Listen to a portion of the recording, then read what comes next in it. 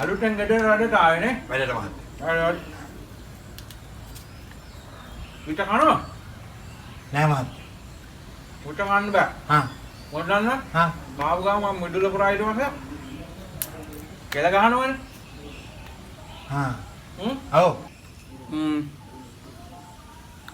වට්ට පිටිය වැඩ පුළුවන්. පුළුවන් මහත්තයා. පුළුවන්. කිරි දවන්න පුළුවන්ද? කිරි දාන්න පුළුවන් මහත්තයා. අපේ එළදෙන හා. බැඳලා ඉන්නවත් නෑ පිටිපස්සේ. හා. වට්ට කොනේ. හා. ඔතන තියෙන පනිට්ටුවයි බංකුවයි. අරගෙන ඉන්න කිරි ටිකක් දවාගෙන වරෙන් බලන්න.